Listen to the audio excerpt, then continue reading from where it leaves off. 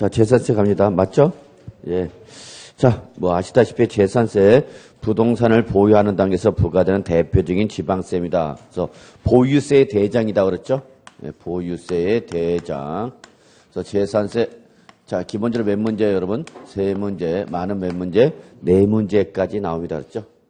그 다음에 아시다시피 지역 자원 시설세는 그냥 이름만 기억하셔도 됩니다. 라고 말씀드렸죠? 예.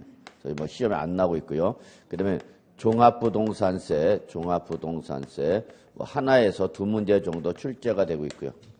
특히 요 재산세와 종합부동산세는 연결해서 나올 수도 있다는 거죠. 그래서 보유세에서 아마 4개가 가장 출제 경향에 맞다 이렇게 말씀드릴 수 있겠고요.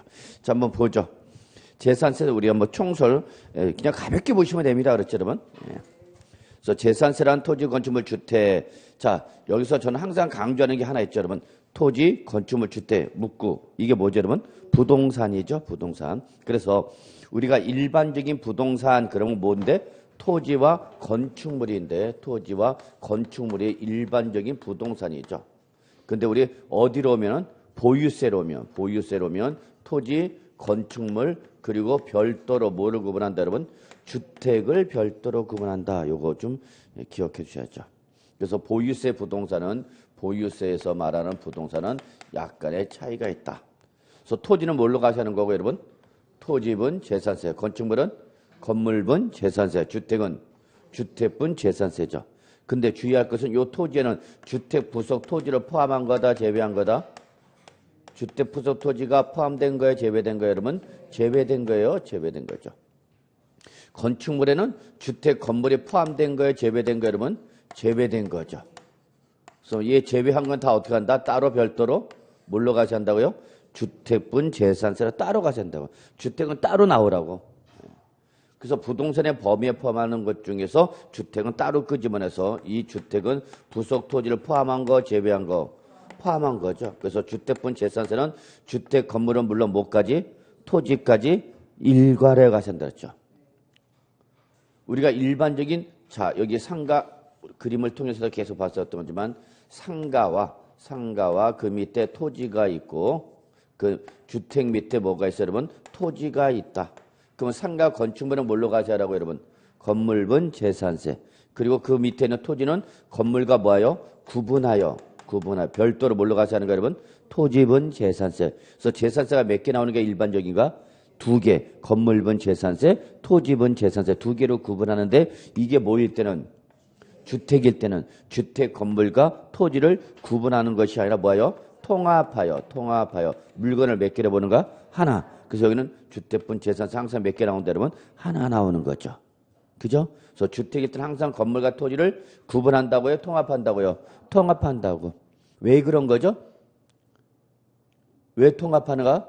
이거는 우리 부동산 학교에서 배우셨던 가격 공시제도, 부동산 가격 공시제도. 즉, 주택이라서 뭐가 공시되죠, 여러분? 단독주택이면, 개별주택, 아파트면 공동주택 가격. 이것이 우리 주택분 재산세를 과세를 할 때는 이게 뭐가 되는 거고? 시가 표준액이 되고, 여기다 뭘 곱해서 공정시장가표를 몇 프로? 60% 곱해서 이게 바로 주택분 재산세 뭐가 되는 거죠? 과표가 되죠. 했잖아, 우리 다. 여기다 이제 뭘 곱해서 세율을 곱해서 뭐가 나오는 거예요, 여러분? 산출세액이 나오죠. 그런데 문제는 요 개별주택 가격과 공동주택 가격은 정부에서 가격을 공시를 할 때 주택 건물 따로 토지 따로 구분해요. 일괄고시예요. 일괄고시 하잖아요. 일괄고시. 그럼 예를 들어서 내가 아파트 있다. 그럼 아파트면 뭐가 나오는 거예요, 여러분? 공동주택 가격. 그럼 공동주택 가격 공시가에 8억 원이다 봅시다. 8억 원. 그러면 공동주택가가 공시가가 8억 원이면 내 아파트 건물은 물론 뭐까지 포함됐다고? 대지 지분까지 포함됐단 말이야. 대지 지분까지 포함해서 정부가 공시를 했다는 얘기야. 그럼 요 놈을 이 공시가 8억 원을 시가 표현을 하니까 재산세는 주택분 재산세는 몇 개 나오는가? 하나 나오죠. 공시 자체가 통합해서 나왔기 때문에 그렇죠. 근데 토지는 뭐가 나오죠, 여러분? 개별 공시지가 나오죠. 건축물은 지금 정부가 공시하고 있어, 안 하고 있어? 안 하고 있죠. 그러니까 이건 누가 결정해야 되는가? 시장 군수가 결정해야 되겠죠. 그러니까 여기는 가격이 몇 개 나오는가? 2개. 개별 공시지가나 그다음에 건축물은 시장 군수가 산정한 가액. 그래서 요거는 건물분 재산세, 요거는 토지분 재산세인데 문제는 주택은 건물과 토지를 구분해서 공시하지 않고 일괄해서 공시하니까 일괄 공시한 가격을 가지고 과표를 하다 보니까 주택분 재산세는 몇 개 나와요? 하나 나온다. 놓치면 안 되죠, 여러분. 예. 이런 내용이 다 그 기본세 그림에 있죠. 예. 자, 그다음에 여러분 우리 토지, 건축물, 주택이란 부동산과 함께 우리 이제 뭐가 있죠, 여러분? 선박과 항공기가 있다. 보시면 되죠. 이게 바로 우리 재산세에서 말하는 뭐죠, 여러분? 재산의, 자, 동그라미 소유죠. 소유. 무슨 세니까 이제 보유세니까 뭐가 나온 거예요, 여러분? 소유. 취득세는 키워드가 뭐였죠? 취득. 등록물에서 뭐가 키워드였죠? 등기, 등록. 재산세로 오면 소유, 보유. 이게 키워드가 되는 거죠. 자, 성격 볼까요? 예. 보유세죠. 가장 기본적인 거 보유세. 그러니까 매년 얘는 어떻게 하는가? 계속적, 반복적, 정기적으로 과세했죠. 그리고 이때 정기적 과세를 하기 위해서 보유세 때 나오는 시간적 기준이 바로 뭐죠, 여러분? 과세 기준일. 꼭 기억해 두죠. 그래서 모든 보유세를 항상 어느 현재로 과세하는가? 과세 기준일 현재로 과세하죠. 언제요? 과세 기준이? 그렇죠. 이런 거 시험에 나오면 아주 100점을 맞을 텐데요. 보유세 과세기는 언제인가? 1월 1일, 12월 24일, 5월 5일 내놓고 6월 1일. 저를 이렇게 예, 여의도로 보내주시면 저는 문제 이렇게 내게 만듭니다. 자, 그래서 이렇게 보유세 항상 어느 현재로 과세한다? 과세 기준이죠. 자, 2번 잠깐 봐요.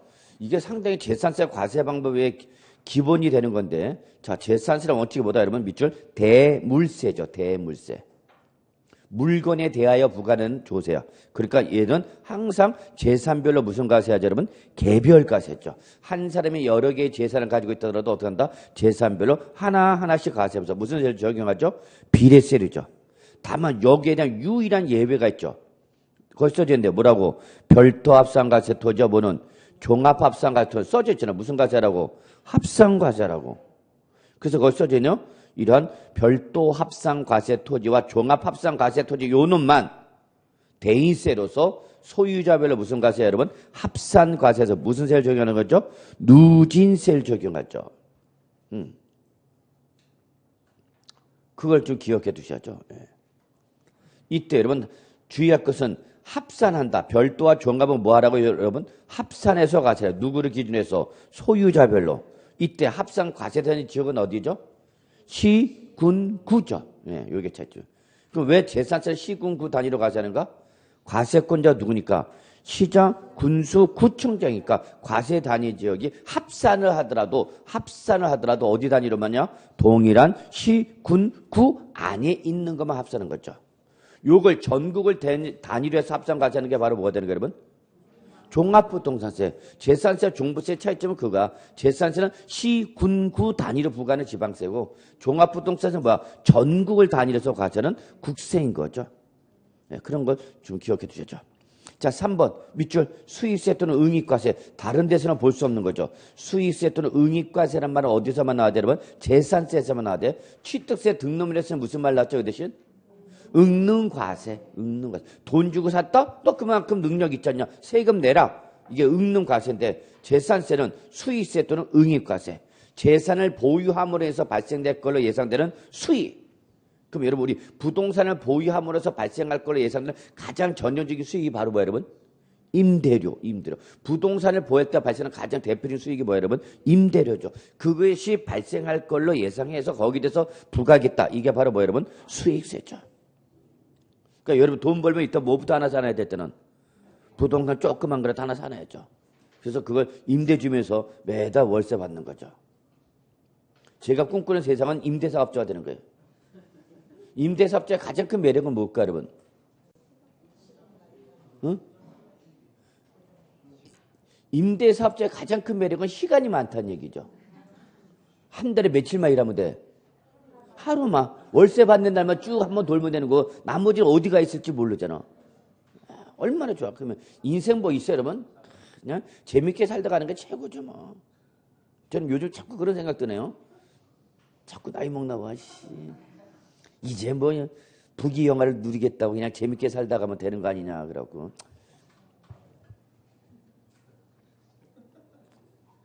그래서 건물 하나 빨리 얻어갖고 임대료로 먹고 살아야 할 텐데. 틀렸죠.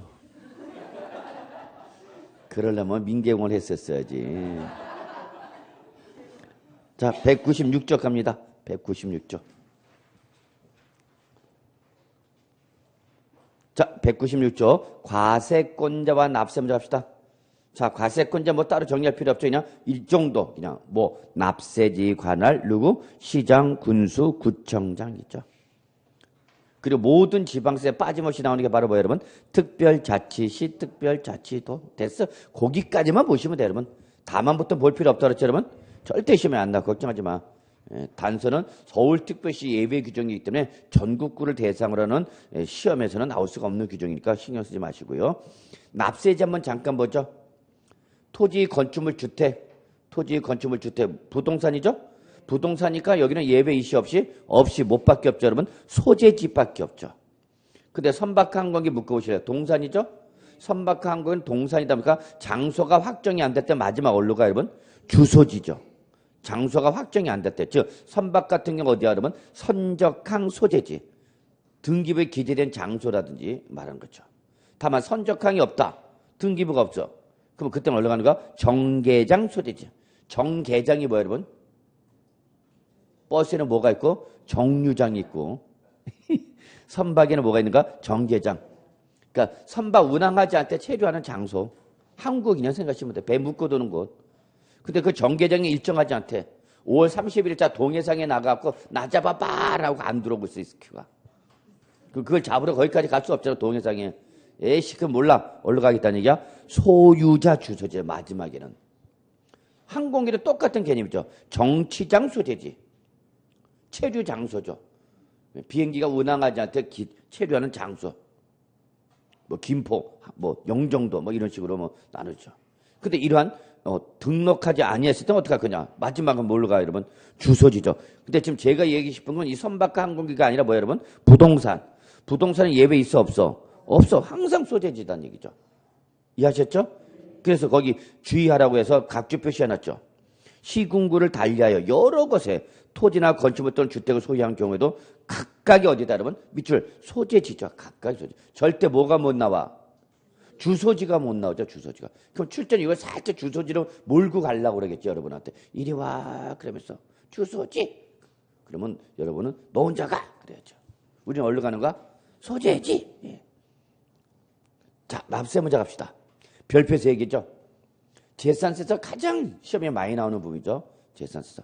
올해도 나오면 여러분 맞춰야 되죠. 예. 그러면 일단은 어렵게 생각하지 마시고 그냥 재산세 납세 의무자 찾으면 어느 날 현재 여러분 과세 기준일 즉 6월 1일 현재 누가 되는 거냐면 소유자가 납세 의무자가 되는 거죠. 왜? 보유세니까. 보유세는 항상 뭐가 나오고요? 과세 기준일 나오고 그리고 납세 의무자 누가 되는 거냐면 소유자. 근데 진짜 중요한 건 앞에 뭐가 붙으면 상이 붙으면 무슨 상? 사실상. 이게 중요하죠. 여기다 동그라미 시뻘게 쳐야 되는 거죠. 사실상. 이 사실상을 출제는 뭐로 모르는가? 공부상. 이렇게 다른 걸로 살짝 몰고 가는 거죠. 이때 다음 페이지 보시면 양가로 1, 2, 3 있죠. 자, 이게 첫째 무슨 재산이다 그러면 공동소유 재산이다. 어렵게 생각하지 마. 재산은 몇 개인데 하나인데 사람이 두 사람 이상이라는 얘기죠. 그럼 누가 내는 거냐는 얘기야. 그럼 누가 내는가? 그 소유자. 그걸 뭘로 표현한가? 지분권자. 공동소유니까. 그래서 지분권자, 다른 말로 뭐라고 그런다고요? 공동소유자. 그럼 공동소유할 때 항상 뭐 나와야 돼, 여러분? 지분. 자기 뭐에 대해서만? 지분에 대해서만 내는 거죠. 뭐. 항상 공동소유가 나면 찾아야 되는 단어는 뭐야, 여러분? 지분이죠, 지분. 근데 가를 닫고 지분의 표시가 없대. 지분의 표시가 없다. 그럼 우리 세법은 무조건 뭐냐? 균등으로 의지해버립니다. n분의 1이라는 얘기죠. 세법은 무조건 n분의 1입니다. 그랬더니 이걸 최근에 시험에서 장난쳤죠. 지분의 표시가 없을 때는 과세권자가 지정하는 자, 뭔 소리요? 뭔 지정을 해? 무조건 뭐 여러분? 균등으로 가져가는 거죠. 자, 2번 나왔네요. 주택의 건물과 부속 토지의 소유자가 다를 경우. 자, 주택 건물은 갑이 소유하고 있고요. 주택 부속 토지는 누가 소유하는가? 을. 그래서 소유자가 같아 달라. 달러. 건물은 갑이, 토지는 을이 갖고 있다는 얘기죠. 자, 상가, 건물, 갑이 갖고 있고요. 상가, 부속, 토지, 을이 갖고 있대요. 그러면 상가, 건물은 갑이 갖고 있다. 그럼 갑은 뭐만 내면 되고? 건물분 재산세 내면 되고. 토지는 누가 갖고 있다고요, 여러분? 을. 그럼 을은 뭐 내면 되는가? 토지분 재산세 내면 되는 거죠. 전혀 문제가 없는 거예요. 근데 문제는 주택은 건물은 갑이, 토지는 을이 이렇게 구분 소유하고 있다는 얘기죠. 근데 문제는 재산세가 몇 개 나오는가? 하나밖에 없다는 얘기죠. 재산세는 건물과 토지를 뭐해서 통합해서 과세한다 그랬잖아. 그래서 주택분 재산세 무조건 몇 개 나와야 되는가? 하나. 건물, 토지 통합해서 몇 개 나온다고? 하나. 근데 지금 사람이 몇 명이야? 2명. 건물은 누가 소유하고? 갑이. 토지는 을이. 그러면 요거를 나눠줘야 돼, 안 나눠줘야 돼? 나눠줘야 되겠죠. 갑은 뭐만 내려고 그럴 거고, 건물분, 을은 토지분. 근데 이게 재산세는 몇 개 나왔어? 하나, 합해서. 그럼 요걸 나눠줘야 돼, 안 나눠줘야 돼? 나눠줘야죠. 어떻게 나눠줄 거냐, 그 얘기죠. 어떻게 나눠주래, 여러분? 건축물과 토지의 뭘로? 시가 표준액 비율로 안분하라. 그렇게 됐잖아. 그래서 다시 한번 정리하면 주택의 건물과 부속 토지의 소유자가 뭐하면 다를 때 그럼 그 주택에 대한 산출세 이거죠. 주택에 대한 산출세 하나 나온 요거를 뭘로? 건축물과 토지의 뭘로? 시가 표준의 비율로 안분한 부분에 대해서 누가? 그 소유자, 갑, 을이 각자 건물분과 제 토지분 따로따로 내란 얘기죠. 이해하셨나요, 여러분? 예. 이때 건축물과 부속 토지 시가의 비율을 최근에 뭘로 바꿔서 면적 비율로 바꿨죠. 출제는. 어떻게 바꿨냐면 건축물과 토지의 뭘로? 면적 비율로 이렇게 말을 바꿔놨어. 흉측한 놈이죠? 네. 시가의 비율을 뭘로 바꿔놓고 면적 비율로 바꿔놓고 찾아내라 그 얘기죠. 보이면 아무것도 아닌데 이게 고사장에서 안 보여서 문제죠. 고사장에서 보이기만 하면은 답 찾는 건 어렵지 않죠. 자, 그 다음에 3번. 역시 시험에 잘 나오는 거죠. 신탁법에 따라서 지금 누구 명의로, 밑줄, 누구 명의로 수탁자 명의로 등기 등록된 신탁 재산으로서 위탁자별로 구분된 재산은 누가 낼 거냐 그 얘기죠. 자, 신탁이니까 당사자 누가 나오는가 여러분? 위탁자, 수탁자가 나오고 있죠. 위탁자, 수탁자. 위탁자와 수탁자. 당사자 간에 무슨 계약을 체결하고 여러분? 신탁 계약을 체결하죠. 신탁 계약을 체결하고 그 신탁 계약 체결에 따라서 소유권이 누구로부터? 위탁자부터 누구한테 넘어가? 네, 수탁자한테 넘어갔죠. 그래서 명의가 누구로 바뀌었다고? 수탁자. 근데 이게 매매료나 사실상 이전이야? 아니야. 맡긴 거잖아.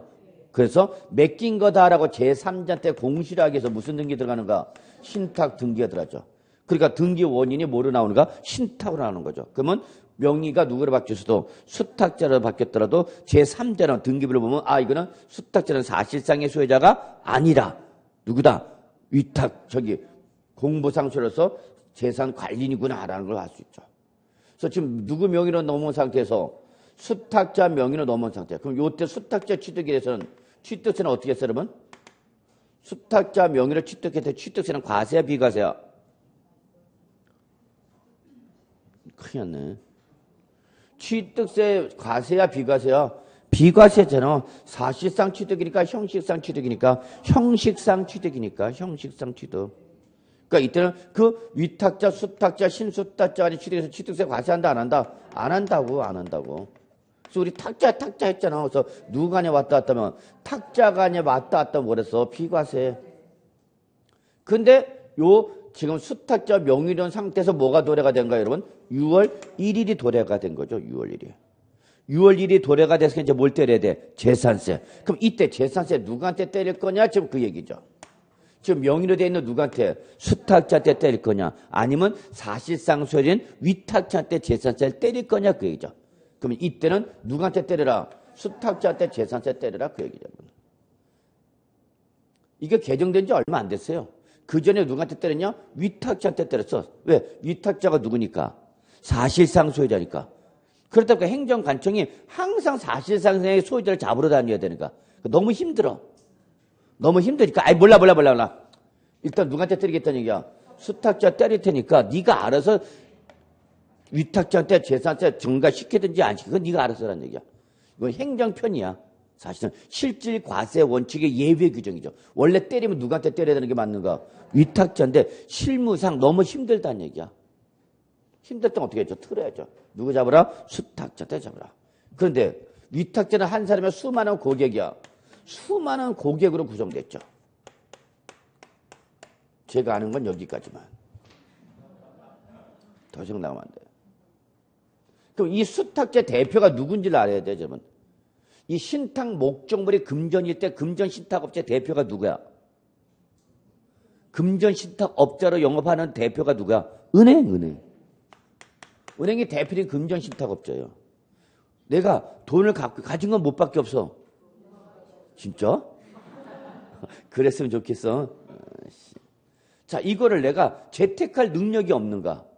그럼 누구한테 맡기는가? 전문가인 은행한테 맡기는 거죠. 야, 내가 너한테 얼마 맡길 테니까 이걸 좀 잘 운영해갖고 나한테 뭘 해달라고? 수익 창출해달라고. 그럼 그 창출된 수익의 일정한 포지션, 수수를 너가 먹으라 그 얘기죠. 그런가 안 그런가? 그거 여러분. 그래서 금전신탁, 금전투자신탁 있죠. 그러면 그걸 맡기면은 그걸 은행이 어디다가 뭐 유가증권, 뭐 부동산 여기저기 포트폴리오에서 재산 분배해서 수익을 창출하면 그걸 누구한테 주는가? 위탁자한테 주겠죠. 그리고 요때 신탁 목적물의 부동산의 대표가 바로 뭐죠, 여러분? 부동산 신탁회사겠죠. 부동산 신탁회사. 그러면 내가 갖고 있는 부동산을, A가 갖고 있는 부동산을 누구한테 맡겼어? 수탁자. 그러면 이 A가 맡긴 신탁재산 누구 명의로 됐어, 지금? 수탁자. 재산세 누가 때려? 수탁자. 자, B가 맡긴 신탁재산 누구 명의로 됐어, 지금? 수탁자. 재산세 누구한테 때려? 수탁자. C가 맡긴 거, D가 맡긴 거 다 명의가 누구로 바뀌었으니까 수탁자로 바뀌었으니까 재산세 다 누가 내는 거야, 여러분? 수탁자는 거죠. 그럼 이때 A가 맡긴 신탁재산 재산세 납세는 수탁자와 B가 맡긴 신탁재산은 재산세 납세는 수탁자, C가 맡긴 신탁재산은 재산세 납세는 수탁자는 같은 사람이다고 다른 사람이다고? 다른 사람이다고. 내기는 누가 냈지만 수탁자 냈지만 위탁자가 다르다는 얘기죠. 그러니까 동일한 납세 문제를 본다. 각각 다른 납세를 본다. 각각 다른. 그래서 거기 나왔죠. 여기까지 꼭 봅시다. 그래서 이 경우 위탁자별로 구분된 재산이란 납세 문제 다 동그라미 10벌 그쳐야 돼. 뭐 각각 다른. 이걸 출제는 뭐로 바꿀 수 있다고 여러분? 동일한 이렇게 말을 바꿀 수 있으니까 예상하고 계시라고. 그래서 이걸 진짜 동일한 그러면 여러분 잡아내는 거죠. 너 딱 걸렸어. 그래놓고. 여러분 나중에 보시면 알겠지만 예상된 문제에서 문제 나오면 여러분 전율이 온몸에 전율이 쫙 느낍니다. 어우 나왔다 야. 야 씨. 근데 그게 마지막이야. 그러면 돌아버리는 거죠. 네. 자 그래서 좀 봐주시고요. 거기 참고해 보시면은 이런 말 있죠. 2번 과세기준제 소유자.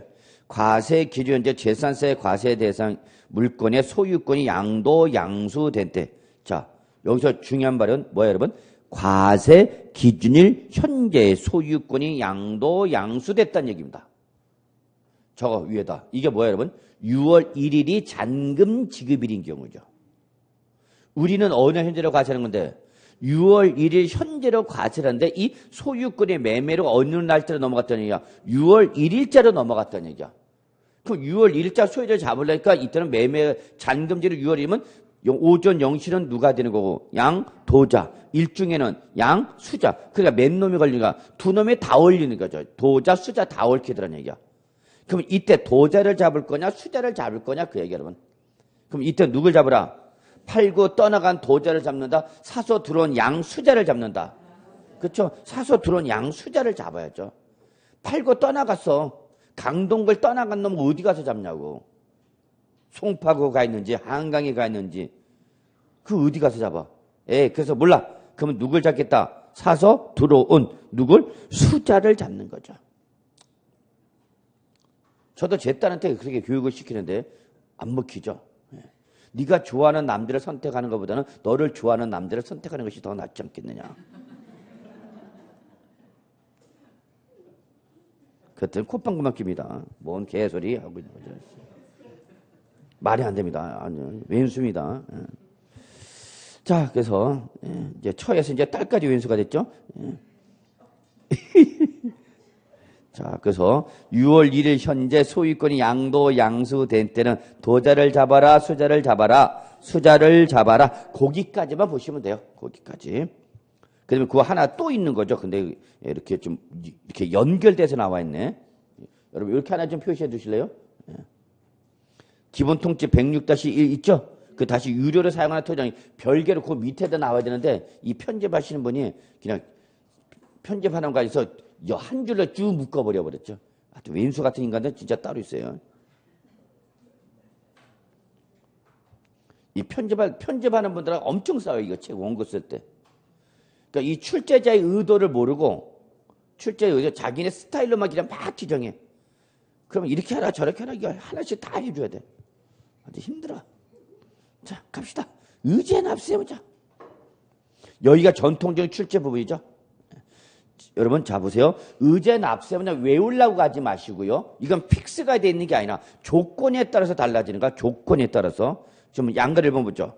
공부상의 소유자가 매매 등의 사유로 소유권이 변동되는데 뭐를 하지 않아서? 신고를 하지 않아요. 아니하여 사실상 소유를 할 수 없다. 그때 누가 되는 거예요, 여러분? 공부상. 여러분, 이때 양가를 1번과 양가를 2번 묶여있죠? 그리고 특징이 뭐랬어, 여기는? 등기가 안 돼 있다. 등기가. 이게 그래서 문제가 되니까.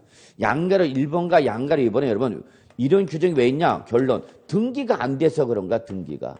즉 소유권은 변동됐어 안 됐어? 변동됐어. 소유권은 변동이 됐는데 그 변동에 따른 뭐가 안 됐다는 얘기 여러분? 등기가 안 됐다는 얘기야. 등기가. 그러다 보니까 공부상과 사실상의 소유가 같아지는가 달라지는가? 달라지는 거죠. 소유권은 변동된데 그에 따른 등기가 안 됐으니까 그로 인해서 사실상과 공부상이 지금 같아져 달라져 달라지는 문제가 발생하더라는 얘기야. 누구 잡을 거냐 그 얘기 여러분. 외우려고 하지 마시고 상황을 이해하셔야죠. 자, 그러면 갑시다. 매매 등으로 인해서 소유권이 어떻게 됐어? 변동됐죠. 그래서 도자로부터 누구한테 넘어갔어? 수자한테 넘어갔어. 예를 듭시다. 그냥 갑으로부터 누구한테 넘어간가? 을한테 넘어갔다고. 팔았다고. 며칠 전에 6월 1일 전에 6월 1일 전에 처분해야 올해 재산세를 안 낼 테니까. 그러니까 매도자 입장에서는 언제 처분해야 되는가? 6월 1일 전에 처분해. 그럼 매수자 입장에서는 6월 1일 이후에 사야 된다는 얘기죠. 그 올해 건 안 내는 거죠. 근데 다행스럽게 갑이 6월 1일 전에 팔았어. 그래서 누구한테 넘어갔어? 을. 근데 역시 을도 내공이 있는 애죠. 나만 똑똑한 게 아니라 다 똑똑해 지금은. 내가 모를 줄 알고 스키야? 딱 그러면서 얘가 뭘 안 하고 버티는가? 등기를 안 하고 버티는 거죠.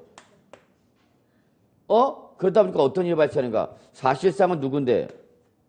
을이 넘어갔잖아. 근데 등기를 안 했으니까 갑으로 됐다는 얘기죠.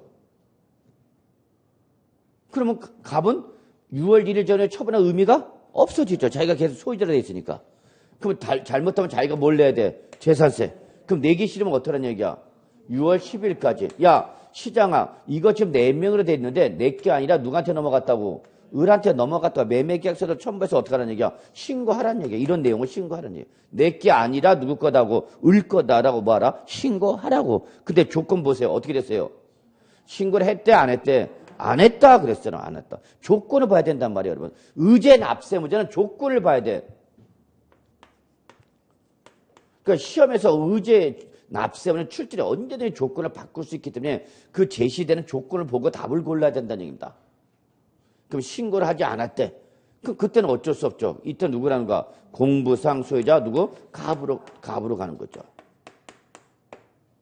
그래서 나는 외웠어. 뭘 외웠어? 공부상 그랬어. 근데 출제는 여기서 신고를 했다라고 조건을 살짝 바꾼 거죠. 근데 혼자 공부상! 그럼 앵무새냐, 이씨. 이때는 어디로 가야 되는가? 신고를 했으니까 사실상으로 가야죠, 사실상. 그럼 누가 되는가? 을. 제가 뭐 얘기하고 싶어 하는 거 아시죠? 무조건 공부상을 외우는 것이 아니라 뭐 확인하라고? 신고 여부 확인하셔야 된다고요. 그래서 진짜 예전에 다른 학원에 있던 분인데요. 아우, 교수님, 세법은 짜증나 죽겠어. 그러더라고요. 난 속으로 네가 짜증난다 그랬죠. 말은 못합니다.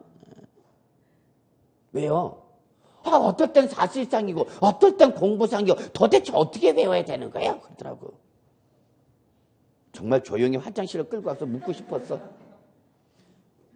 이거 보라고 그렇게 얘기를 해도 수업 시간에 딴짓하고 집중 못하고 있고 결국 그분은 학기째 모임에 나와 안 나? 못 나오는 거죠.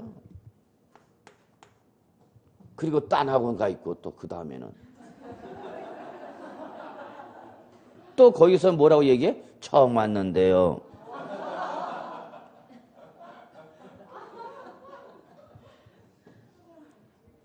그래서 또 다음에 또 딴 학원 가. 그 지역 인근 학원을 다 마스터해. 선생들 이름을 다 알아. 선생들 강의 스타일 다 알아. 자, 요거 꼭 잡으셔야죠. 두 번째 갑시다. 두 번째. 요거죠. 이번에 뭐죠, 여러분? 상속 계시. 아까는 매매 등이고요, 여러분요. 요거는 상속 계시가 됐죠. 돌아가셨다는 얘기죠. 근데 역시 그에 따른 상속 등기가 된 거 안 된 거? 안 됐다고. 이게 문제인 거 항상 여러분. 등기가 안 된 게 문제야. 그럼 여러분 여기서 만약에 등기가 됐다 봅시다. 등기가. 상속이 개시가 되고 그에 따른 상속 등기가 끝났대. 그럼 누가 내면 되는 거야? 그냥 상속인 각자가 내면 되는 거죠. 뭐 전혀 문제가 없는 거죠. 명의가 다 바뀌었으니까. 근데 그에 따른 뭐가 안 됐으니까 문제야? 등기가 안 됐다는 얘기야. 그래서 재산세는 때려야 되겠는데 소유자는 어떻게 했고? 돌아가셨고. 그런데 돌아가신 분한테 등기한테 돌아가신 분한테 재산세 내고 가셔야 되는데요. 그러면 이분이 가다가 다시 돌아오죠. 짜증나서 못 가겠다고. 가는 놈한테도 세금 때리냐? 그러죠. 가시라고 그러시고. 6월 10일까지 뭐 하라고 이제 얘기하는가? 신고하라. 누가? 주된 상속자가. 비록 뭐는 안 됐지만, 등기는 안 됐지만, 누가 갖기로 했다고 사실상의 소유자 누군지 뭐 하라는 얘기야? 신고라는 얘기죠. 등기는 안 됐어도 여러분, 뭐에서? 유언서나, 공동상속인 간에 뭐해서 협의해서 상속 재산 소유자를 확정할 수 있어 없어? 있어. 그래서 그 확정된 내용을 뭐 하라냐? 신고하라고. 근데 신고를 했대 안 했대? 안 했대잖아. 복습을 하고 가야 된다고 그러는데 안 하고 가잖아. 그거 안 했대 신고를. 그럼 어떻게 할 거냐 그 얘기죠. 그럼 이때는 그냥 법에서 누굴 잡겠다는 얘기야? 주된 상속자 잡겠다 그 얘기죠. 이건 법에서 명시가 되는 거죠. 그럼 이때 구체적으로 주된 상속자는 누구를 말한다 여러분? 첫째, 우리 상속일 때 제일 중요한 게 뭐야 여러분? 지분이야. 지분. 상속 개시가 되면 지분부터 확보하는 거야 여러분. 형제가 나발이가 없는 거야. 뭐지? 형제 챙긴 것도 내가 뭐 있어야 챙겨주지. 내가 없는데 지풀 뭘 챙겨줘. 그러니까 형제들 간에 싸움이 날 수 있으니까 부모님이 현명하게 어떻게 해줘? n분의 1로 나눠주는 거죠. 그래서 지분이 가장 높은 사람이 몇 명 이상이면 2명 이상이면 어떡할 거냐? 그때 우리나라의 전통적인 마지막 최후 수단은 뭐야? 나이죠. 너 몇 살이야 자식아? 싸가지 없는 놈. 그래서 나이 많은 사람이 먼저 받은 걸로 하라 그랬죠. 순서상으로 보면 나이가 먼저니까. 그럼 요즘 나이 순이 아니죠. 자, 근데 출제를 바꾸죠. 신고를 안 했을 때 주된 상속자가 그랬죠? 그럼 신고를 했다. 이렇게 말을 바꿔버린 거죠, 출제는. 신고를 했다고요? 그럼 당연히 어디로 가는가? 사실상이죠, 뭐. 원칙이 사실상이니까. 자, 그랬더니 요즘은 또 이렇게 문제를 만드네요, 여러분. 신고를 하지 않았는데, 그럼 신고를 하지 않았다. 그럼 어디로 가야 되는가? 그런데 시험에는 주된 상속자를 싹 숨겨놓고 그냥 다이렉트로 누구한테 넘어간가? 지분이 가장 높은 사람으로 직접 넘어가는 거죠. 주된 상속자가 나와야 되는데 주된 상속자는 말은 하고 안 하고 살짝 뭘로 바꾼가? 지분이 가장 높은 사람. 그럼 또 당황하는 거죠. 틀렸다. 누가 나와야 되는데 주된 상속자가 나왔는데 주된 상속자 안 나왔네? 그래서 틀렸네? 그분만 틀리는 거죠. 그죠? 주된 상속자가 누구다고? 지분이 가장 높은 자. 그래서 요즘 문제 이렇게 나오는 거죠. 그냥 다이렉트로. 그러니까 여러분 기출문제를 보시는데 기출문제를 답과 해설 외울 필요가 없어. 왜? 그대로 시험에 나오니까 안 나오니까? 안 나와. 조건을 분명히 바꿔. 그러면 여러분은 그 문제를 보면서 이런 문제가 이렇게 나오는 거구나. 이렇게 바뀌어서 나오는 거구나. 그런 걸 파악하라고 그러는데 어떤 분은 기출문제 답과 해설을 열심히 외웁니다. 정말 열심히 외웁니다. 그걸 외웁니다. 그게 뭐라는 줄 알아세요? 교수님, 예. 제가 기출문제 풀면 다 맞힌다 그래. 기출문제 풀면 다 맞힌대. 그런데 무슨 문제가 있습니까? 왜 시험 보면 점수가 안 나오냐? 왜 그런가? 그분은 기출문제 뭘 외운가? 답을 외운 거지, 답을. 그러니까 그 기출문제 그대로 나오면 맞춰, 안 맞춰? 맞춰, 답을 봤으니까. 근데 실전에 그대로 나오냐고? 안 나오잖아, 절대. 참 답답한 분이 가끔가다 없잖아, 있어. 자, 기출문제는 지금까지 어떤 문제가 어떤 유형으로 어떻게 나왔다라는 과거 지향적인 내용을 분석하는 거죠. 그럼 우리 시험은 미래지향적, 올해는 과연 어떡하냐. 그건 제가 찍어 드린다고요. 그래서 이거 보시고요. 자, 이제 세 번째 갑시다. 세 번째는 얘는 등기가 된가 안 된가? 된 겁니다. 됐는데 문제는 공보상과 사실상이 다르다는 얘기죠. 자, 그래서 3번에 바로 보죠. 사실은 공보상에 누구 명의로 있대요? 누구 명의로 있어? 개인. 근데 무슨 문제 있냐? 그랬더니 사실은 개인 게 아니대. 누구 거대? 종종 거대. 외우려고 하지 마시고요. 주어진 상황 보시면 돼요. 그러면 그러한 내용을 제3자인 과세관청을 알아 몰라? 모르겠죠. 그럼 그러한 내용을 역시 뭐야? 신고했냐 안 했냐 확인해 보겠다냐. 그래서 신고를 해야 되는데 신고를 했대 안 했대? 안 했대. 그럼 과세관청이 공보상은 개인이래 사실 종종 거다 이런 내용을 알아 몰라? 몰라. 그러니까 누구 잡는가 자연스럽게 공보상 잡아야 되겠죠. 공보상 소유자. 그러면 여러분 공보상의 소유자가 납세무자가 되는 경우가 어떤 경우가 있는지도 좀 확인해 볼 필요가 있는 거죠. 시험에 이렇게 나온 적도 있네요. 공보상의 소유자가 재산세 납세 의무자가 되는 경우도 있다. 그 맞는 말로 해석해? 틀린 말로 해석해야 돼? 맞는 말로 해석해야 되겠죠. 공보상의 소유자가 납세무자가 되는 경우도 있다. 맞아 틀려? 맞잖아. 이 공보상 소유자가 납세무자죠. 그래서 이때 신고를 하지 않아서 어디로 가는 그러면 공보상. 그러면 신고를 했다. 그럼 당연히 어디로 가는 거야? 사실상. 지금 사실상이 누구니까? 종종. 그럼 사실상이나 종종이 나오면 맞는 말이죠. 뭐. 그렇죠, 여러분? 제가 뭐 얘기하는지 알고 계시죠? 뭐를 보세요? 항상 신고 여부 확인하셔라 그 얘기죠. 조건을 보시라입니다. 조건. 이걸 보고 사실상으로 갈 건지 공보상을 갈 건지를 좀 판단해달라. 지금 그 얘기죠. 근데 개인적으로 제일 좋아하는 건 양가로 4번이죠. 즉 제가 좋아한다는 것은 다른 말로 출전이 좋아한다는 얘기죠. 자, 4번 갑시다. 이거는 조건을 잘 보셔야 돼. 첫째, 역시 여기는 국가나 지방자치단체, 지방자치단체 조합 누구예요, 여러분? 과세권자죠. 그리고 과세권자가 여기서 왜 나왔다 그랬어요, 여러분? 매매 당사자 중 매도자죠. 적어놓으셔야 돼요. 여기서 과세권자가 왜 나왔다? 매매 당사자 중 매도자입니다. 매도자. 이며 재산세 과세 대상 물건을 무슨 매매야? 연부매매죠. 연부매매. 일반 매매가 아니야. 연부매매야. 이게 두 번째 조건이죠. 그럼 우리 취득세 할 때 연부 취득했어요? 안 했어요? 했죠. 연부 취득은 대금을 일시에 완납할 수 없어요. 연납 형식을 취해야 돼. 몇 년 이상에 걸쳐서? 2년 이상에 걸치는 거죠. 2년 이상. 그럼 2년 이상에 걸쳐서 대금을 분할 상환하니까 그 최종 연부금 지급할 때까지는 명의가 넘어가요? 안 넘어가요? 안 넘어가죠. 돈을 다 안 받아내 명의를 줄 수는 없잖아. 그 지금 연부 중이다는 얘기죠. 그래서 지금 명의가 누구 면에 되는가? 매도자. 근데 매도자 지금 문제는 누구란 얘기야? 국가 등이라는 얘기죠. 국가. 그 원칙으로 국가가 소유하는 재산은 뭐가 되는가? 재산세. 비과세가 되는 게 맞는 말이죠. 근데 셋째, 이 연부증이다 기간이 길어 짧아? 길어. 3년짜리, 2년짜리도 있고 5년짜리도 있고 10년짜리도 있고 15년짜리 있어. 15년짜리 연부상환도 있다고. 그럼 15년 연부상환이면 몇 년에 걸쳐서? 15년에 걸쳐 상환하는 거야. 그럼 15년 연부금 지급할 때까지는 명의가 넘어 안 넘어? 그 매수라는 그냥 매달 뭐만 내다가 돈만 내다 끝내겠죠? 막상 이제 사용하려고 보니까 이제 늙 힘이 없는 거죠. 15년 시간이 지나버렸으니까. 그래서 이때 뭐를 하세요? 사용하시는 뭐를 부여해? 권리를 부여하는 거죠. 사용권을 부여하는 거죠.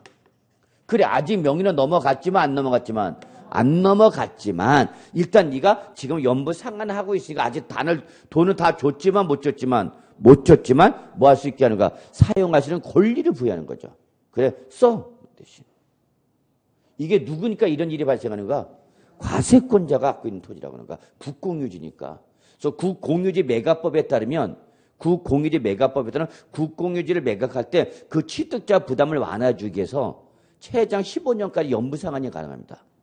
그럼 여러분 여기 봐. 여기 재개발 지역이야. 어디? 특정의 재개발 지역사. 그래서 재개발 사업을 한다. 근데 요 재개발 구역 내에 여기 뭐가 있는가 하면 국공유지가 있다는 얘기야. 그러면 재개발 사업을 쭉 하니 여기 있는 국공유지니까 이걸 못하게 되는 거죠. 그 머리 빵꾸 난 거 똑같잖아.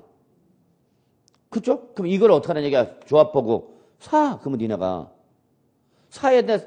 조합이 살 돈이 한꺼번에 목돈을 마련하기 쉬우니까 어려우니까 15년 연부상하는 거죠.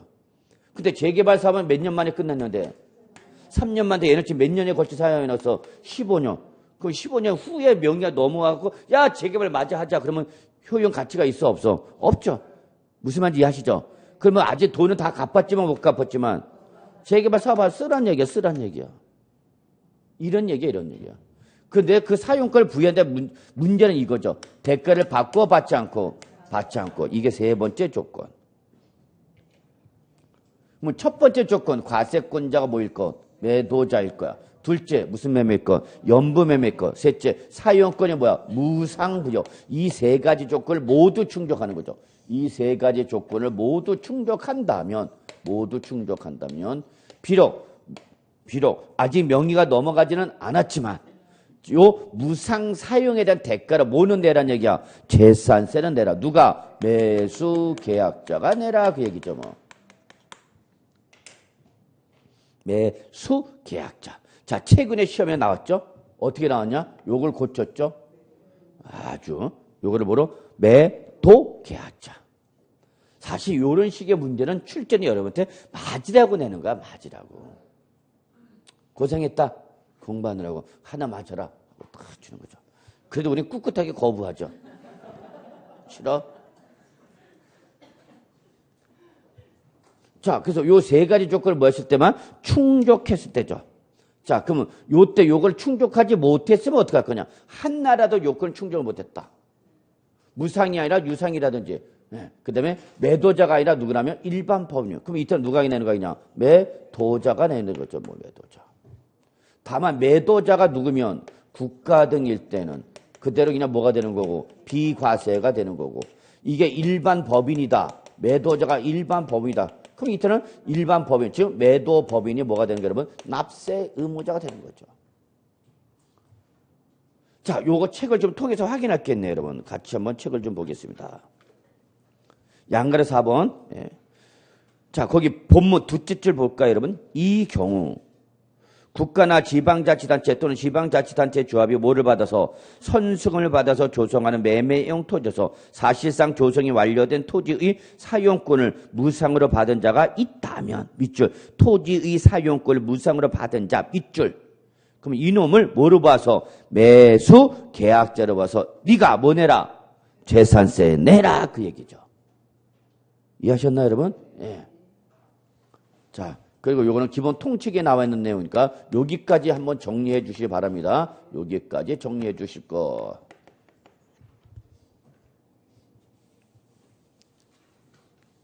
그래서 거기 지금 우리 방금 봤던 본문 이게 한번 시험에 출제된 적이 있어요. 한번. 그래서 일단 한번 출제가 되면은 또 나올 수 있는 범위에 들어가니까 한번 눈여겨 봐두시고요. 자, 양가로 5번 봅시다. 자, 양가로 5번에 여러분 뭐 도시개발법상 환지 방식에 따른 도시개발 사업이라든지 또는 도시 및 주거환경정비법상 재개발 사업 시행에 따른 환지 계획에서 일정 토지를 환지로 정하지 아니한 자, 밑줄 앞에 게 중요한 게 아니야. 지금 결론은 이거야. 뭐야? 밑줄 채비지 또는 보류지. 이게 주어야. 채비지의 보류지. 이게 뭔지는 여러분 이제 공법 시간 등을 통해서 잘 배우셨죠? 그러면 결론. 지금 채비지 또는 보류지. 요거는 재산세 누가 낼 거냐 그 얘기죠. 그럼 누가 내는 얘기 그러면 사업 시행자가 내는 얘기죠. 사업 시행자. 그러면 재개발 사업이 있다는 사업 시행자 누가 되는가 그러면 조합이죠. 조합이 내라는 얘기야. 그리고 조합이 낸 세금은 관계 모든 경우는 나중에 재개발 주택이 어떻게 되면 완성되면 그 재개발 사업의 목적을 달성했으니까 해당 조합은 뭐 해야 돼? 해산해야 되겠죠. 조합은 우리 공법인이죠? 반드시 법인 등기하게 돼 있어. 그럼 사업 목적 달성했으니까 법인은 어떻게 돼? 해산. 해산할 때 무슨 절차를 거쳐? 청산 절차 거치잖아. 그래서 그동안 냈던 거 받았던 거 그거 청산하는 절차를 갖고 조합원한테 분담할 거냐? 돌려줄 거냐? 추가 받을 거냐? 그거 다 절차 밟아서 해산하게 되잖아. 그럼 그 단계고 일단은 채비지나 보류지는 일단 재산세 누가 내라? 시행자가 내라. 그 얘기죠 뭐. 사업시행자. 이해하셨죠? 예, 결론 어렵게 생각하지 마시고 그냥 채비지 또는 보류지가 남으면 그냥 누가? 사업시행자야. 이걸 또 출제는 어떻게 바꿨냐? 종전 토지 소유자 이렇게 말을 바꾼 적도 있어. 예. 자, 3번 소유권의 귀속이 불분명한 경우에 납세무자. 저는 이거 엄청 강조하는 사람이죠. 요거 출전 입장 말장난 책이 좋거든요. 소유권의 귀속이 뭐예요? 불분명하대. 소유권 자체가 누구한테 있는지 모른다는 얘기야. 소유권자가 누군지 모르는 거죠. 분명하지 않으며 사실상의 소유를 확인할 수 있다 없다? 없다. 모르겠다. 그 이때는 어떻게 할 거냐? 누굴 잡겠다냐 이때는? 사용자죠. 왜냐면 소유권 자체가 누구한테 있는지 아니까 모르니까 소유자를 확정할 수가 없어. 소유자를 확정할 수가 없으니까 그러면 에이 몰라. 누구 잡겠다는 얘기야? 사용자 잡겠다 그 얘기죠 뭐. 사용자. 그럼 양가로 2번. 이와 같이 소유권이 귀속이 분명하지 아니하여 재산에 아니한 재산에서 누구를 사용자를 납세 의무자로 봐서 재산세 부과할 때는 그 사실을 어떻게 하라 밑줄 미리 통지하라. 애 놀라지 않게. 너한테 재산세 때리겠다라고 먼저 뭐 해주라는 얘기야. 통지해주놓고 고지서 보내주라는 얘기야. 통지 나는 느닷없이 고지서 날려면 애 놀래잖아. 사용자. 그럴까면서. 그래서 애 놀라지 않게 미리 어떻게 해라? 통지해줘라. 그 얘기죠. 됐어요 여러분. 정말 납세문이 여러분 재산세에서 가장 시험이 많이 나오는 부분이야. 그리고 나오면 여지없이 여러분 맞춰야 돼. 왜? 우리가 계속 준비한 데서 나왔을 때는 맞춰야 되죠. 거기서. 그럴 수 있겠죠? 예. 꼭 그러시기 바라고요. 이제 우리 과세 물건 갑시다. 재산세 과세 물건이 시험에 나온 건 딱 한 번밖에 없어요. 근데 역대적으로 제일 어려운 난이도로 문제가 나옵니다. 즉 취득세 과세대상과 재산세 과세대상을 혼합해 놓고 재산세 과세대상 찾아봐라 라는 문제 나왔는데 어떻게 보면 아무것도 아닌데 이거 시험 끝나고 났을 때 하여튼 뭐 선생들도 엄청 연락이 왔어요. 답이 없는 거 아닙니까 교수님? 왜 답이 없냐? 답이 있잖냐 거기. 완벽하지 않죠. 완벽하지 않았더라도 그게 답이 될 수밖에 없는 거냐. 선택 객관식 문제는 여러분 답이 없으면 돼 안 돼? 안 돼. 1, 2, 3, 4, 5 중에서 하나라도 골라야 되는 거죠, 뭐. 근데 절대적으로 완벽한 조건 충족한 것이 아니라 뭐야? 그 1, 2, 3, 4, 5 중에서 상대적으로 가장 옳거나 상대적으로 가장 틀린 걸 잡아내는 거지. 절대적 완벽한 옳고 틀린 걸 찾으려면 여러분 문제를 못 만들어. 조건에 대한 예외가 다 나오는데. 그래서 그런 내용이 한번 나온 적도 있는데 나중에 이제 풀어볼 기회가 있을 거라 보고요. 어쨌거나 재산세 과세 대상인 토지, 건축물, 주택 한번 잠깐 보죠. 토지는 여러분 그냥 취득세 과세, 이것만 하나 적어서 여러분 그냥 취득세 과세 대상인 취득세 과세했던 모든 토지야. 이게 다 뭐가 되는 거야 여러분? 재산세 과세 대상이 되는 거야. 그래서 공간정보이익 구축 및 관리 등에 관한 법률에 따라서 지적공부의 등록 대상이 되는 토지는 물론 밑줄 지적공부 등록 대상이 되는 토지는 물론이고 지금 등록되어 있지 않더라도 뭐하고 있으면 사실상 사용하고 있는 토지가 있다면 그것도 과세한다는 얘기입니다. 여기 그 밖에 사용되고는 사실상 토지 대표가 뭐가 있느냐? 이런 거 있죠 여러분. 토지를 지금 매립이나 간척에서 취득하는 거죠. 매립이나 간척. 그럼 이거 토지의 무슨 취득이야? 원시 취득이죠. 그럼 원시 취득은 언제 원시 취득한 걸 보죠 우리? 공사준공 인가에. 그래도 이제 많이 올라오셨네요 여러분. 놀랐습니다. 왜냐면 토지 원시 취득은 잘 안 하는 제가 이렇게 썩 강조하는 부분은 아닌데 그래서 답변하신 분이 나오네요. 이제 우리가 물이 올라온다는 얘기지. 그래서 이제 이렇게 가는 거예요 여러분. 그런데 공사, 준공, 인가, 나기 전에 먼저 사용하고 있는 거죠. 그럼 아직 뭐는 이루어지지 않았죠? 원시 취득이 이루어지지 않았죠? 공사, 준공, 인가. 그래도 재산세는 때리겠다, 안 때리겠다? 때리겠다, 그 얘기라면. 이 세금을 때리는 애들은 무조건 때리는 걸 좋아합니다. 예. 그래서 그렇게 보시면 돼요, 여러분. 그래서 한마디로 사실상의 모든 토지 다 보시면 되고요. 자, 건축물. 역시 밑줄. 취득세 과세 대상이었던 건축물이야. 그거에 대해서 뭘 때리겠다? 재산세. 그럼 취득세 과세대상 건축물은 건축법상 건축물과 시설물로서 설치하는 시설물과 딸린 시설물이 있었던 거죠. 자, 그리고 주택을 저는 지금 얘기하고 싶은 거 여러분, 주택. 자, 재산세로 오면은, 보유세로 오면 주택을 별도로 구분하라고 그랬죠? 우리 아까 일반 부동산 했었잖아. 그래서 토지 건축물인데 어디 가면 보유세로 가면 토지 건축물 말고 뭐를 별도로 구분한다고? 주택. 그래서 주택은 뭘로 과세하는데? 주택분 재산세로 과세하는데 이때 그 주택분 재산세 과세 대상이 되는 주택이 뭐냐라는 정의를 내린 거죠. 그럼 책을 보시면 알겠지만 재산세 과세 대상인 주택은 뭐를 말한다? 주택법 제2조 1호에서 말한 주택을 말한다 그랬어요. 다만 주택법 제2조 1호의 주택이 뭔지 기억이 안 나. 그래서 거기 책에 써놨던 거죠. 보충에. 그죠? 그래서 주택법에서 말하는 주택에는 뭐를 말하냐? 세대의 세대원이 장기간 독립된 주거 생활을 영위할 수 있는 구조로 된 건축물. 밑줄. 독립된 주거 생활을 영위할 수 있는 구조로 된 건축물. 이게 주택에 대한 정의야. 주거 생활을 영위할 수 있는 구조로 되어 있으면 주택을 보는가 안 보는가? 보는가. 어디서? 주택법에서. 그 주택법에서 보았던 주택을 재산세 과세 대상인 주택으로 보겠다 그 얘기입니다. 이해하셨나요? 그러다 보니까 주거 생활을 영위하시는 구조로만 되어 있으면 주택을 보기 때문에 취득세에서 표준세를 과세했던 무슨 주택은 물론 일반 주택은 물론 취득세 표준세를 대상했던 일반 주택은 물론 취득세 중과세율 대상인 뭐 별장가 모두 고급 주택도 주택의 범위에 포함한다 제외한다 포함한다. 이거는 어디도 똑같아? 취득세도 똑같은가? 취득세에서도 주택의 범위에는 뭐가 들어오는가? 별장과 고급주택도 어디에 들어오는가? 주택의 범위에는 들어오는가? 다만 별장과 고급주택은 사치성으로 보아서 세율을 무겁게 가볍게 무겁게 때릴 뿐이지 별장 고급주택 그 자체는 주택이다 아니다? 주택이다고요. 주택이다고요. 그러면 한번 이렇게 해볼까요 여러분? 자, 제가 별장을 7억 원에 매입을 했어. 그래서 공인중개사인 여러분이 별장의 요 매매를 중개한 거죠. 그럼 별장을 매도한 사람한테는 뭐가 보될 것이고 양도 소득세 여러분이 해 주셔야 되고 이걸 매수하신 분한테 뭐 얘기해 줘야 돼? 취득세 얘기해 줘야 되겠죠. 자, 이때 이 취득자는 몇 프로로 내면 되는가? 취득세를. 취득세율 몇 프로야 이거? 여보세요. 여러분이 이거 중개했잖아. 근데 자기가 중개한 주택에 대한 세율이 몇 프로인지도 모르면 어떻게 해? 신중하게 생각 좀 해줘. 별장이라는 것도 봐야 되고요. 7억 원이라는 것도 봐야 되죠. 그리고 뭐 했어? 매매.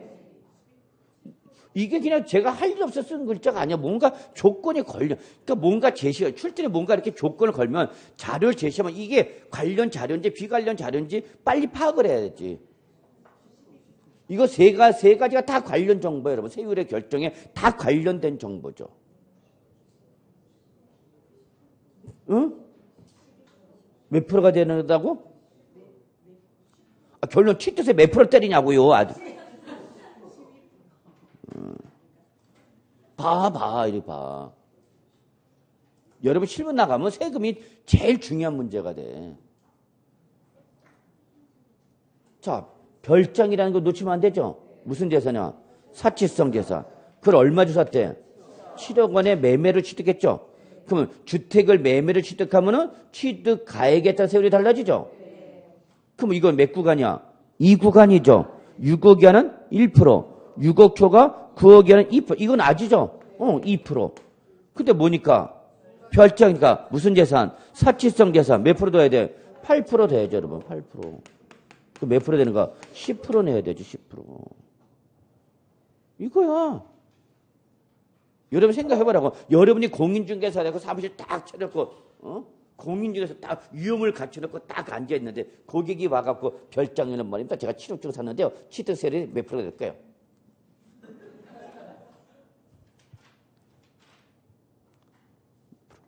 결론. 자, 그러면 취득할 때 별점 몇 프로 해서 10%. 취득하니 이제 보유하는 거죠? 보유할 때 뭘로 때리라고? 재산세. 그럼 이때 재산세 때릴 때, 건물분 재산세 때리는가? 주택분 재산 때리라고. 주택분 재산세 때리라고. 그 얘기야. 이해하셨어요? 예. 자, 그 다음에 거기 박스 바로 밑에 이런 말이 있네, 여러분. 주거용으로 구조를 갖춘 경우라 하더라도, 자, 밑줄, 콘도미니엄 등, 밑줄, 콘도미니엄 등. 다 아시죠, 뭔지? 예. 그럼 등이니까 뭐가 더 있죠? 뭐가 더 있죠? 펜션, 이런 것도 있죠.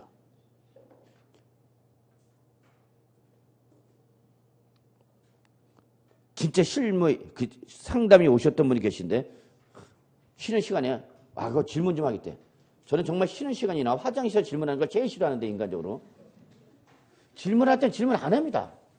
그리고 꼭 나가는 놈 붙잡아 놓고 질문하는 사람이 있어요. 아니면 화장실에서 질문하거나. 그때 자기는 나오고 나는 들어가고. 정말 짜증납니다. 그런데 자기가 1주택을 가지고 있는데 부모님이 뭐였냐? 바로 요걸 했어요, 여러분.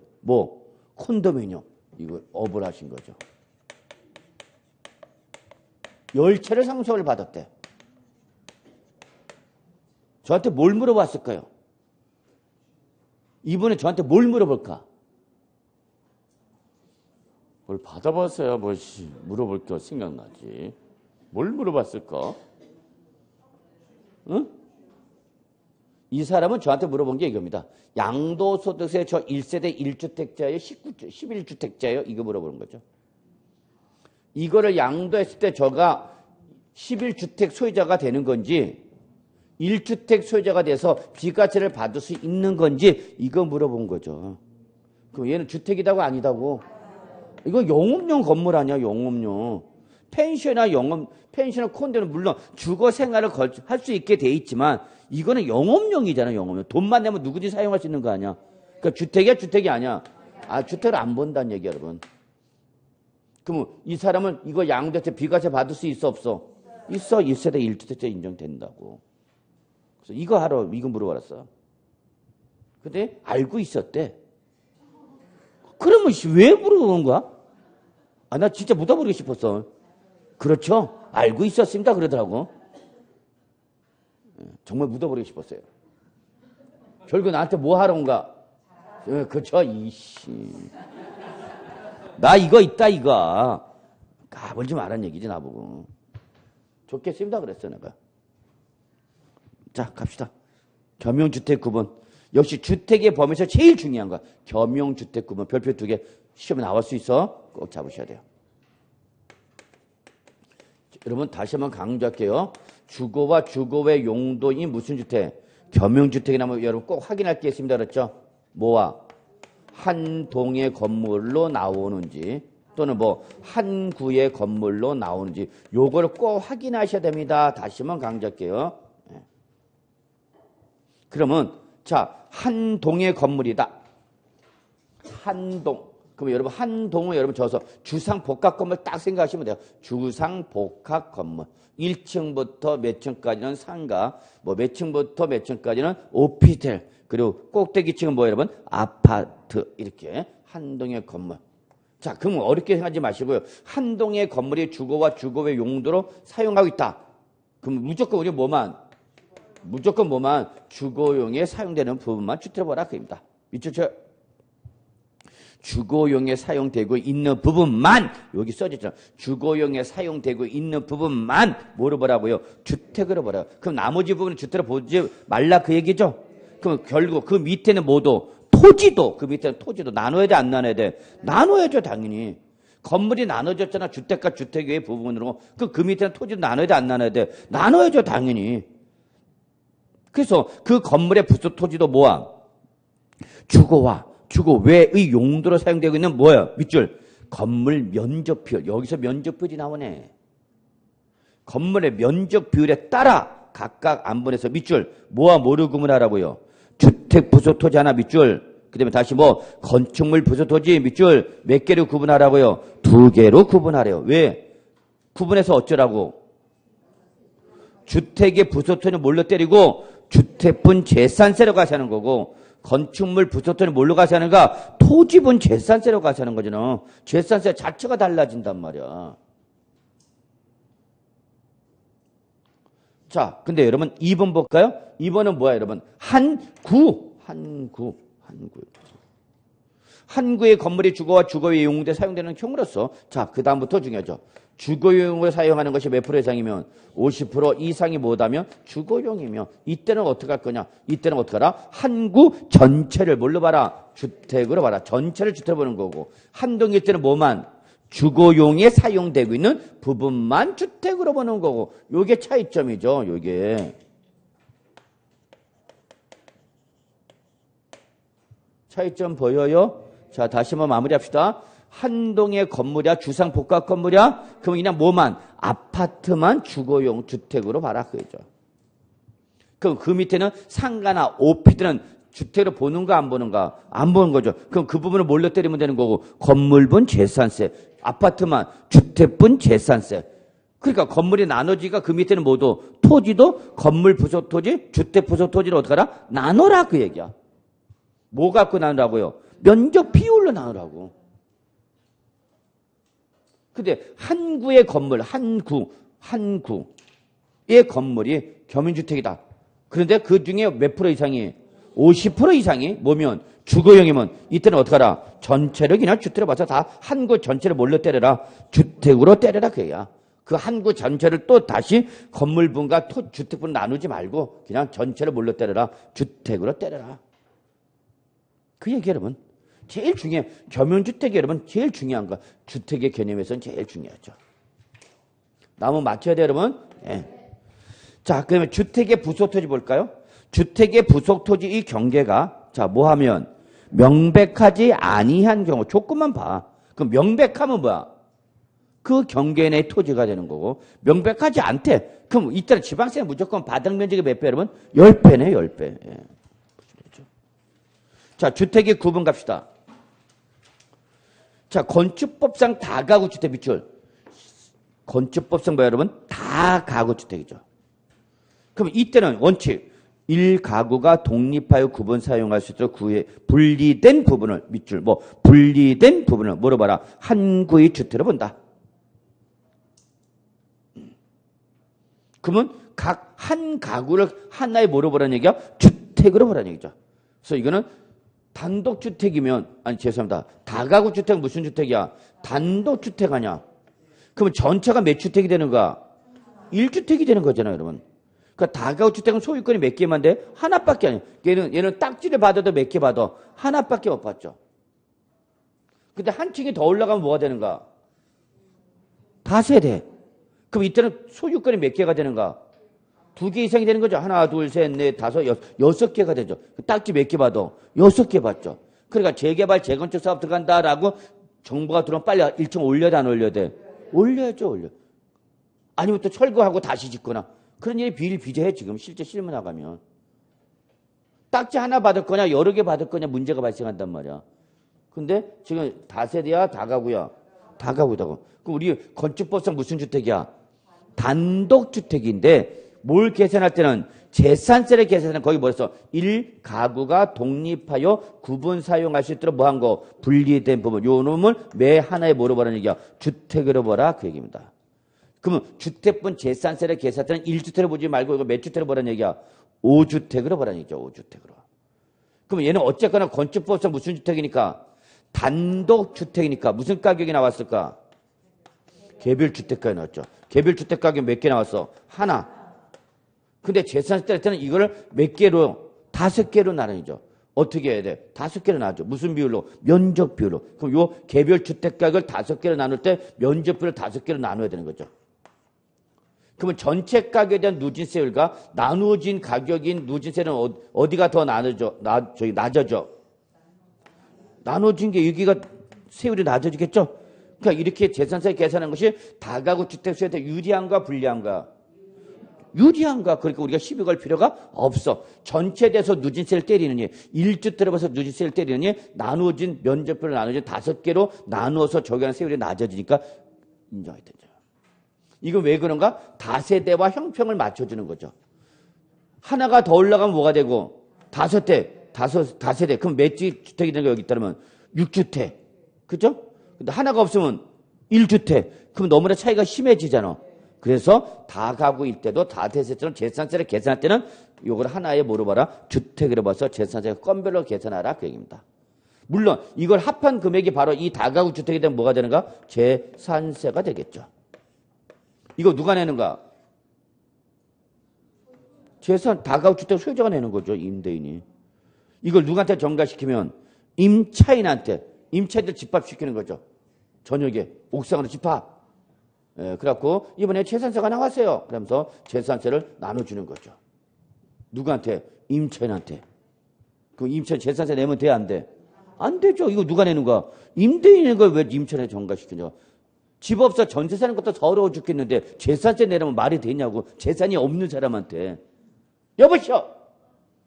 다가구 주택은 재산 소유자 당신 내는 건데 왜 우리 보고 내라고 그래? 나 공인중개사야.